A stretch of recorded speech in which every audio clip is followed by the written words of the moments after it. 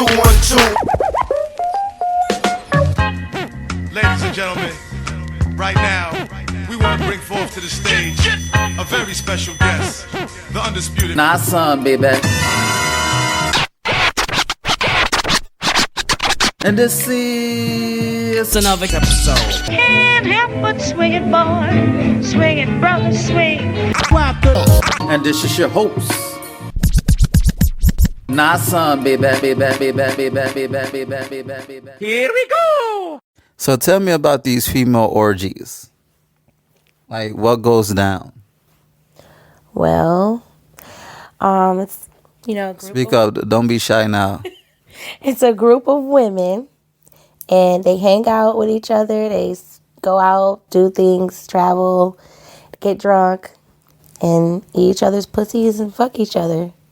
So how many were y'all at the house? Well, first of all, was it at a house, cabin, hotel, whatever the case? I mean, it depends. So we'll pick a house or a park or... Wait, y'all was getting busy? Y'all getting busy at a park? Wherever. I mean, we were a group. We'll get up and say, okay, what we doing tonight, guys? And we'll meet up and have fun. So what was y'all biggest orgy, female orgy? Probably like 9 or 10. So how y'all would engage the orgy? Like y'all start... How would it start? Yeah. I mean, it would just be somebody in a corner, like just having oral sex. And then next thing you know, someone's looking, and then we all just share. Oh, shit, this is making me horny. But so it'd be like a 10 women orgy. Yeah, like 9 or 10 women. So, but how did y'all get together to find a common interest? We all liked each other. We all hung around each other. We were all close. We were all like really, really good friends. But who came up with the thought to have an orgy, like a female orgy? The person that ran the group, she was a woman. So it was a Facebook group or just... No, it wasn't just it was a Facebook. It became a Facebook group. Because we used to, operate in a group. Like, we would talk in a group all day, post pictures all day, talk junk all day. We would never even be on our regular social media pages. We would always be in that group. So y'all just formed like Voltron because y'all had a common interest. Right. Drinking and sex. Drinking and sex. So who came up with the idea? A friend. So were there a point where a chick wasn't with it, but she got turned out? At first she wasn't with it, but then she said... No, everybody that ever came, they've always wanted to experience something. So it was never I don't want to do it, and then I'm going to get turned out. And then get turned out. Like, oh, I'm not into this, but then once she sees... You mean like once she sees that, what it's all about, and she's like, oh, I want to try? No, it was never like that. Everybody were bisexual, and actually... I'm lying. There was one chick who used to come around, and she would just look at everybody. She would never do anything. And she would act like she wasn't interested, but she always came around. She was fulfilling the fantasies in her dome piece. That's what it was. She was just watching. Yeah, she was. Did she play with herself? Nope. So you didn't think that she was being nosy if she didn't get her hands dirty? She was definitely being nosy. So why did y'all bring her to the crew then? We ended up just not even telling her. We ended up not telling her where we were gonna go, where we were gonna be. She just wasn't a part of our group anymore. So why y'all didn't bring penis into the mix? There was penis into the mix, but I mean, it was probably 3 guys later on that stuck around, and 3 guys that would come and, but I've never participated in that. Well, I bet them 3 guys were in heaven. Yeah, any man would be in heaven. Why you didn't invite me? You know what I'm saying? You know who I'm working with. Ow, so why did you invite me? I didn't know you. Give them this long cock. I didn't know you then. So y'all not having it? Y'all still not throwing them parties? No, I haven't talked to them in a long time. So why did y'all lose touch? Because everybody just was over it. So why did you thought those type of parties were swing parties or even lifestyle parties? Well, I guess because it was like a big orgy party. I guess I didn't know the difference between a lifestyle party and a fuck party. Right? That's what you said. Yeah, because those are fuck parties. Those are not lifestyle parties. Right. Those are not swingers. Like anybody could get together and have sex, Right. but with a lifestyle, it's a But culture. there were rules, though. There were rules. There were definitely rules in that whole ordeal. Like, I know you said like lifestyle has rules and fuck parties you just do whatever. There were definitely rules. Well, lifestyle party, it's like a subculture. It's like you got our own language. We have rules to go with the language, and for the most part, singles and couples are together. It's like you may have couples and selected singles to come and have fun. But just because, people get together, it's like just because I play catch with you, that doesn't mean I'm a professional football player. I need to know the rules and the regulations of the game. I need to go through Pop Warner, then high school, then college, then the NFL, and then get used to the culture of the NFL, the do's and don'ts, the etiquette, this, then the third. So that's why I said that a fuck party and orgy is not the same as a swing party, because you have to be in a committed couple in order to be a swinger. And now, because they're inviting singles, that you have lifestylers. They in the lifestyle, but they're not swingers. So we call them lifestylers because they're among couples. Yeah. So they're not. They're not with anyone. They're single. Yeah, they're not so in a relationship. Yeah, so we call them lifestylers. So that's why I say a fuck party, even with their rules, is not the same as a swing party or even a lifestyle party. So you're a lifestyler. Yes, because I'm not in a couple. Right. But when I was in a couple, I was a swinger because we would swap in situations, even if we play separately or together. Okay. But I was just interested in, I've like an all women's orgy, because you may see it in like a porn or whatever the case, but to actually do it, you know what I'm saying? Like it's crazy. Like not crazy in a bad way, but crazy that you actually doing what you see, what people are masturbating to. You're actually a part of it. It's like a fantasy that's being fulfilled. Well, I got introduced. I was coming from work. A friend. I was working with a friend, and we met up at the bar with a bunch of her other friends, and it wasn't what I thought it was. Like, well, I did think it was sort of like a bunch of people, getting together because they like each other and they all bisexual and lesbians. But I didn't think they would come on so strong. So when I started, I went to the bar, sat down, and then got these two girls just coming at me, one on one titty, the other on the other titty. They just started sucking my titties. At the bar? Yeah. At a regular Joe Schmo bar. Yes, it was it was a bar. It wasn't a lot of people in that bar. We probably were the only ones, but other people were there. Of course, people playing pool or, karaoke, whatever they doing. And yeah, we was wild. So people didn't look at y'all like y'all was crazy. No, They didn't give a fuck. no, but that was years ago. That was years. No, don't clean it up now. I know, that was like 8-9 years ago.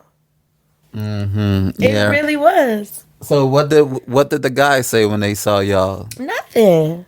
They didn't say nothing. They didn't judge. Nobody judged each other. So they weren't being like how dudes today, they act like they don't know how to talk to women and mind their business. No, these men were still all of us had like very professional jobs. These men were very professional men, like outside. They were very humble, they were nice. They talk to you, they treat you, if we all got together with these dudes, none of the women would have to pay for anything ever. Like we would just be waiting on the next drink to come to the table, because these guys were really nice guys. They weren't like all, I don't know, I can't even describe it, these dudes. I can't, but they weren't like that.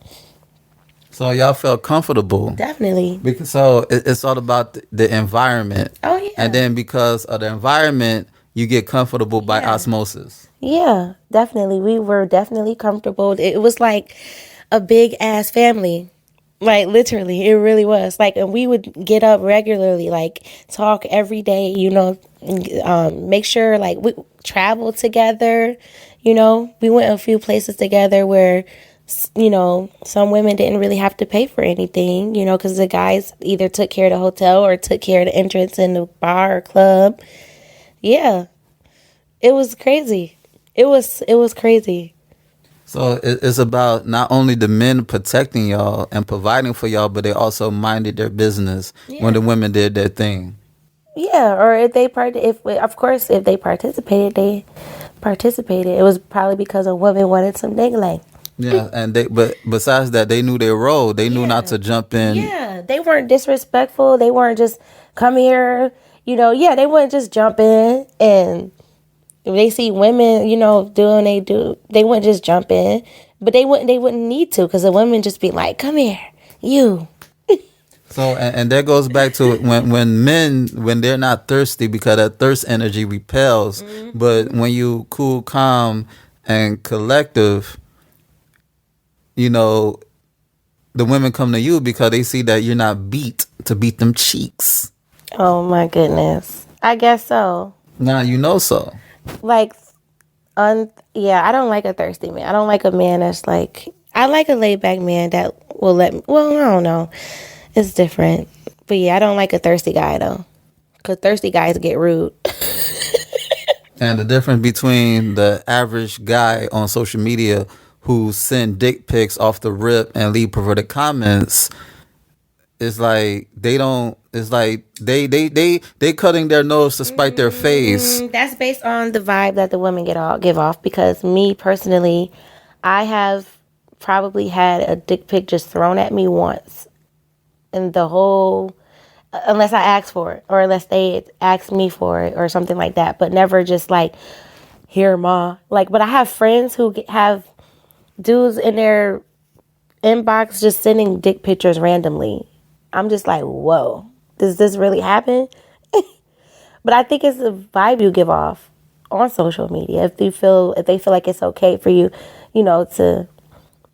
Which is no excuse, but I'm just saying, if they feel like it's okay for a guy to just, if the guy feels like it's okay for them to just come at them like that, they're gonna do that. So you get back the energy that you put out there.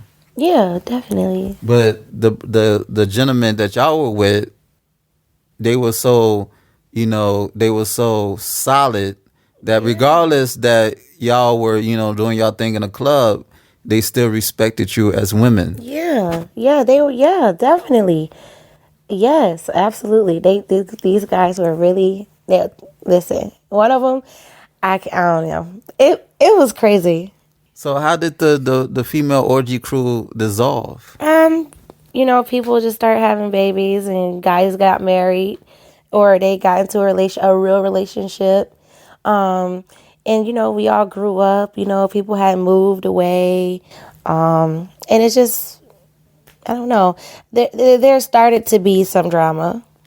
Oh, dun, dun, dun, dun. But. Dun, dun, dun, dun, dun. We getting down to the nitty gritty. No, like, it was. Who got pregnant? Nobody got pregnant in the group. Okay. Like, inside the group. Okay, who was cop blocking? Was there any cop blockers? I mean, because, you can't have that too many feminine energy and nobody gets jealous. Right. Well, yeah, there was I wouldn't consider them cop blockers, because the men were definitely like pursuing them on an out of the group kind of level. So I don't think it was a cop blocker. It's called respect to me. Like, if I know that y'all dating and y'all kind of like straying away from the group because y'all dating, I'm not gonna come in between that. Oh, so somebody was fucking somebody's man. Probably. Oh, okay. Probably. So that's like the down. That's the down. Yeah, that's the down part about it. Like falling in love with people. So they don't know how to separate sex from love. Somebody may catch feelings. At that time, I don't think they knew how to separate. I don't think they wanted to.